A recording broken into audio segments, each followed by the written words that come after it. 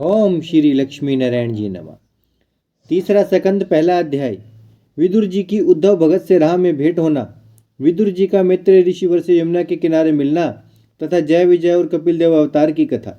श्री कृष्ण जी और विदुर आदि का राजा दुर्योधन को राजा युधिष्ठिर का राज्य भाग बांट देने के लिए समझाना और दुर्योधन का किसी की बात न मानना। सुखदेव जी ने कहा, हे राजन, जो बात तुमने हमसे पूछी थी इसी बात का उत्तर नारायण जी ने लक्ष्मी जी को दिया था। लक्ष्मी जी ने शेषनाग को बतलाया। शेषनाग जी ने वात्स्यायन ऋषिवर को सुनाया। वात्स्यायन जी ने मैत्रेय ऋषिवर को उपदेश किया। मैत्रेय जी ने विदुर से कहा। इतनी कथा सुनकर राजा परीक्षित ने पूछा, हे स्वामिन, विदुर जी और मैत्रेय ऋषिवर से कहाँ भेंट हुई थी? उन दोनों ज्ञानी और परमेश्वर के परम भक्तों के परस्पर मिलते समय बड़ा आनंद हुआ होगा, उनका हाल सुनाइए। सुखदेव जी बोले, हे परीक्षित, जिस समय राजा धृतराष्ट्र ने युधिष्ठिर आदि अपने भतीजों को अन्य समझकर दुर्योधन आदि अपने पुत्रों को प्यारा समझा और दुर्योधन ने अर्जुन आदि पांचों भाई पांडवों को लाह के कोट में टिकाकर आग लगवा दिया, भीमसेन के खाने के वास्ते विष का लड्डू बनवाकर भेजा, अधर्म से जुआ खेलकर उनका राज्य व धन जीत लिया, द्रौपदी ऐसी पतिव्रता स्त्री को राज्यसभा में नंगी करने के वास्ते दुशासन से उसका चीर खिंचवाया, युधिष्ठिर आदि पांचों भाइयों को 13 वर्ष का वनवास दिया। श्री कृष्ण जी की कृपा से सब जगह उनके प्राण बचे और जब वनवास करके युधिष्ठिर आदि फिर आए तब भी राजा दुर्योधन उनका हिस्सा नहीं देता था। इसलिए श्री कृष्ण जी कृपाचार्य और विदुर आदि को धृतराष्ट्र ने बुला भेजा तो वे लोग कौरवों का झगड़ा मिटाने के लिए पंच होकर राजा दुर्योधन की सभा में गए। उस समय श्री कृष्ण जी महाराज, भीष्म पितामह और द्रोणाचार्य ने धृतराष्ट्र को समझाया कि हे राजन, तुम्हारे बेटों और भाई के बेटों में कुछ भेद नहीं है। दुर्योधन आदि तुमको स्वर्ग को नहीं ले जा सकते और न युधिष्ठिर आदि तुम्हें नरक में ढकेलेंगे। इसलिए तुमको उचित है कि संसारी व्यवहार झूठा समझकर युधिष्ठिर आदि पांचों भाइयों के खाने व खर्च के वास्ते कुछ गांव उनको दे दो। इस बात में तुम्हारा यश होगा। राजा धृतराष्ट्र ने यह बात सुनकर उस पर कुछ ध्यान न दिया। जब विदुर जी ने अपने भाई धृतराष्ट्र की मति अधर्म पर देखी तब यथार्थ बात समझकर कहा कि हे भाई, तुम युधिष्ठिर आदि का हिस्सा दे डालो, क्योंकि वे साधु पुरुष हैं, किसी के साथ बैर नहीं रखते, सबको अपना मित्र जानते हैं। युधिष्ठिर, भीमसेन, अर्जुन, नकुल और सहदेव पांचों भाइयों में ऐसी समर्थ्य है कि यदि वे चाहें तो उनमें से एक ही मनुष्य 10 दिक्पालों को युद्ध में जीत सकता है। इसके सिवा बैकुंठनाथ श्री कृष्ण जी उनके सहायक हैं। तुम जो समझते हो कि मेरे 100 पुत्र बड़े बलवान हैं, तो हे श्याम सुंदर के विमुख रहने से उनके किए कुछ नहीं हो सकता। इस अधर्म में तुम्हारा धन और धर्म दोनों नष्ट हो जाएंगे।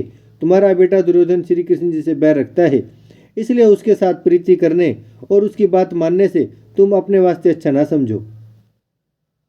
युधिष्ठिर आदि पांचों भाइयों का हिस्सा बांट दो। दुर्योधन से जो राज्य और धन के मद में अंधा हो रहा है, राज सिंहासन छीन लो। इसी में तुम्हारे कुल और परिवार का कल्याण है। नहीं तो श्री कृष्ण जी से बैर करने के कारण तुम्हारा कहीं पता न लगेगा। जब विदुर जी के समझाने पर भी धृतराष्ट्र कुछ नहीं बोले तब दुर्योधन ने क्रोध करके आज्ञा दी कि विदुर को मेरी सभा से बाहर निकाल दो। यह हमारे कुल में दासी पुत्र होकर सब बातों में पांडवों का पक्ष करता है, यद्यपि इसका पालन हम करते हैं। यह सभा में हमारे बराबर बैठकर हमको ज्ञान सिखलाता है। दुर्योधन की आज्ञा सुनकर जब उनके सिपाहियों ने विदुर जी को सभा से निकालना चाहा और धृतराष्ट्र ने दुर्योधन को ऐसा कहने से मना भी ना किया, तब विदुर जी ने समझा कि कदाचित कोई मुझे सभा से भाव पकड़कर उठा देगा तो अधिक अपमान होगा, इसलिए अपने आप यहाँ से उठ जाना उचित है। वृंदावन विहारी कौरवों का नाश करना चाहते हैं, इसलिए धृतराष्ट्र आदि कौरवों के मन में अधर्म समाया है। अच्छी बात समझाना इनको बुरा मालूम होता है। ऐसा विचार कर विदुर जी वहां से उठकर द्वार पर चले आए। उन्होंने यह समझकर धनुष बाण आदि शस्त्र वहीं धर दिया कि शस्त्र समेत चले जाने से दुर्योधन को इस बात का संदेह होगा कि यह पांडवों की तरफ जा मिला। विदुर जी ने अपना वस्त्र भी उतार डाला, केवल एक लंगोटी बांधकर और चादर ओढ़कर हस्तिनापुर से उत्तराखंड को तीर्थ यात्रा करने के वास्ते चले गए। शास्त्र आदि रख देने का दूसरा कारण यह था कि विदुर जी परम भक्त थे, होनहार जानते थे कि अब दुर्योधन आदि कौरवों का नाश होने वाला है। मैंने उनके कुल में जन्म लिया है, इसलिए मुझे पहले से अपने सब शस्त्र रख देना चाहिए जिसमें युद्ध ना करना पड़े। विदुर जी ने वर्ष भर तक भरतखंड की तीर्थ यात्रा करते हुए यमुना के किनारे पहुंचकर सब देवताओं का दर्शन किया और मैत्रेय ऋषिवर की कुटी के समीप बहुत दिनों तक टिके रहे।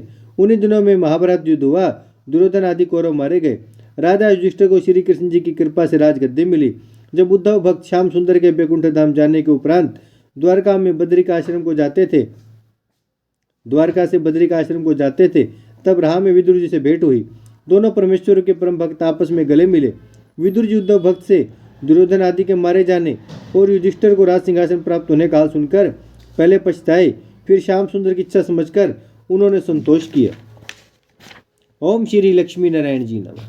भजमन नारायण नारायण नारायण, श्रीमन नारायण नारायण नारायण, लक्ष्मी नारायण नारायण नारायण, सत्य नारायण नारायण नारायण, भजमन नारायण श्रीमन नारायण, लक्ष्मी नारायण सत्य नारायण, भजमन नारायण नारायण नारायण।